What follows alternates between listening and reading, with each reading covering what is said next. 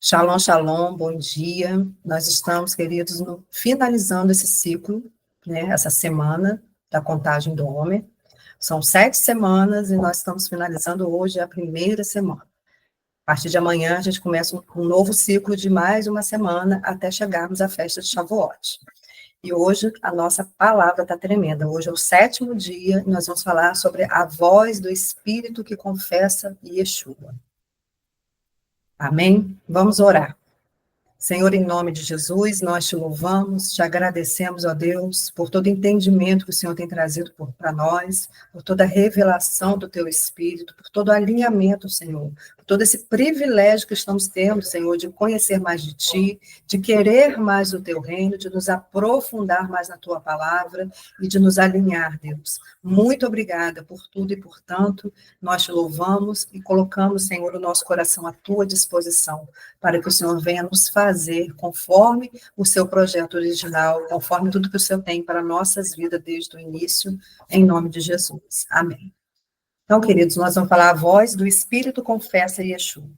1 Coríntios 2:3 vai dizer: por isso vos faço compreender que ninguém que fala pelo Espírito de Deus afirma Jesus é maldito, e ninguém pode dizer Jesus é Senhor, senão pelo meu Espírito. Muitos conhecem Jesus, queridos, apenas como Salvador, que perdoa os pecados, mas poucos se rendem a Ele como Senhor que governa as nossas vidas. Então, salvação é um ponto de partida. Senhorio é um estilo de vida do reino.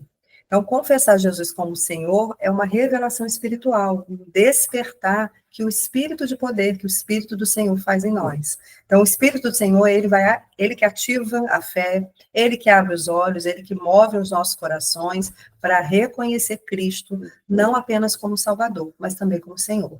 Então, confessar Jesus como Senhor é alinhar, queridos, a nossa vida inteira ao senhorio dele. É dizer com a vida e também com os lábios. Jesus é dono, é o rei, é o centro de todas as coisas. Romano 10:9 vai falar: se você confessar com sua boca que Jesus é o Senhor e crer em seu coração que Deus o ressuscitou dentre os mortos, será salvo. Então, muitos querem o Jesus que cura, mas não querem o Jesus que comanda. Querem os milagres do reino, mas não querem o governo do reino. E a primeira chave de hoje é: o Espírito do Senhor é quem revela o senhorio de Cristo. Muitos, como eu disse, podem repetir com os lábios que Jesus é o Senhor, mas somente pelo Espírito dessa declaração se torna verdade e submissão nos nossos corações. Dizer que Jesus é Senhor vai muito além, queridos, de palavras religiosas. É reconhecer e se submeter à autoridade dele em todas as áreas da nossa vida. O Espírito do Senhor, ele abre os nossos olhos espirituais para vermos Jesus como ele é, rei, soberano e digno do governo total. Então, não é o conhecimento humano, não é o seu tempo de igreja que vai revelar Cristo como Senhor. É o Espírito que desvela o trono de Cristo no nosso coração. Você pode ter muito tempo de igreja, ter nascido dentro da igreja, ter sido criado dentro da igreja e ainda viver sobre o domínio de você mesmo, um governo que não é de Cristo. E isso é muito sério. Nós temos visto muito isso, né? Pessoas com anos de igreja sem conhecer o rei, sem conhecer o dono que tem que governar os nossos corações. Então, só o Espírito do Senhor, ele pode nos fazer reconhecer e nos submeter verdadeiramente a Jesus como Senhor. Então, não é uma declaração verbal, não é o que você fala, mas a sua vida mostra se você tem uma vida rendida ou não. Ele nos convence, nos corrige e nos torna verdadeiros discípulos. Ele nos livra, querido, da religiosidade para nos conduzir a uma vida de comunhão. Então, quando o Espírito do Senhor habita em nós, ele vem nos convencendo, nos alinhando, nos transformando para viver como os filhos obedientes e rendidos à vontade do Rei. A segunda chave vai dizer que a marca de quem confessa Jesus como Senhor é a obediência. Ponto. Não há senhorio sem obediência. Obediência não é o que vem pelo medo, mas pelo reconhecimento da autoridade e do amor. O Espírito, ele nos ensina a andar nesse padrão do reino. Então, o Espírito, ele nos molda, não para vivermos por nós mesmos, mas por aquele que reina em nós. Ser cheio do Espírito é ser conduzido pelo Rei, em vez de ser guiado por sentimentos ou desejos próprios. Lucas 6,46 vai dizer, por que me chama Senhor, Senhor, e não fazeis o que mando?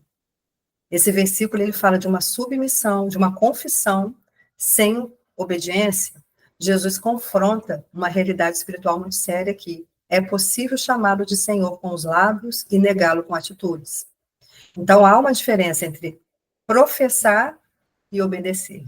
O reino de Deus não se manifesta em discurso, mas em rendição real ao governo de Cristo. Chamá-lo de Senhor e não fazer o que ele manda é viver uma contradição espiritual. Então, a obediência é um fundamento da vida espiritual. Logo após, a gente vai ver em Lucas 47 a 49, Jesus ensinando uma parábola muito famosa, né, sobre o homem prudente que constrói a casa sobre a rocha. Vai dizer, eu lhe mostrarei a quem se compara aquele que vem a mim e ouve as minhas palavras e as pratica. É como um homem que, ao construir uma casa, cavou fundo e colocou os alicerces na rocha. Quando veio a inundação, a torrente deu contra aquela casa, mas não conseguiu abalar, porque estava bem construída.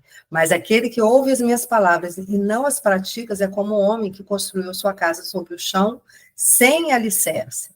Então, no momento em que a torrente deu contra aquela casa, ela caiu e a sua destruição foi completa. Então, quem ouve e pratica, que obedece, está estabelecendo a sua vida sobre fundamentos eternos. Mas quem ouve e não pratica, constrói uma vida fundamentada por o quê? Emoções, opiniões e conveniências. Quando está bom, você obedece. Mas quando não está, você pensa duas vezes e não obedece. Então, obedecer, queridos, não é um peso, é um prazer para quem ama o Senhor. Ezequiel 36, 27 vai dizer, porém meu espírito em vós, e farei com que andeis em meus estatutos. Então, nós temos que entender que o mundo está cansado de ouvir Senhor, Senhor.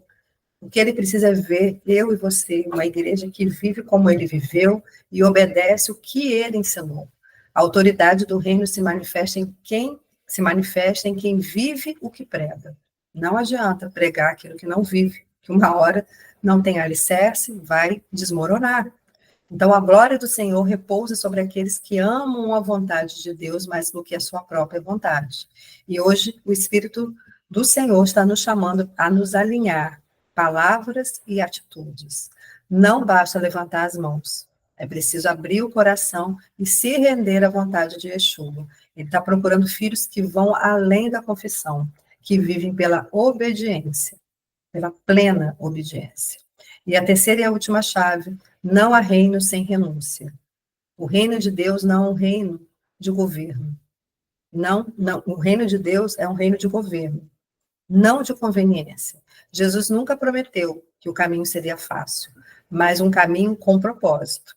O reino não é um clube, querido, de bênção, mas é um governo espiritual, onde Cristo é o rei e nós somos servos e voluntários.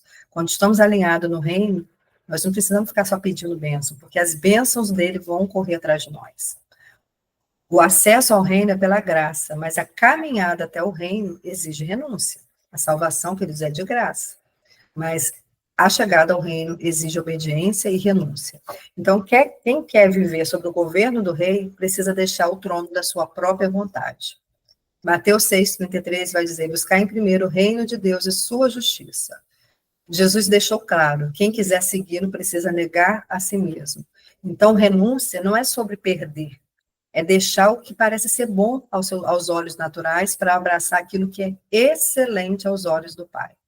Então, renúncia não é dor para quem ama, mas é prazer para quem entende o valor do reino. Então, o reino só vai se manifestar nas nossas vidas quando o nosso eu morre. Deus, ele não divide o trono dele com ninguém. Então, o nosso eu governa, o reino não se estabelece. Muitos querem o reino, mas sem deixar o controle. E o reino exige rendição total. A morte do nosso ego vai iniciar uma vida espiritual plena com o Senhor.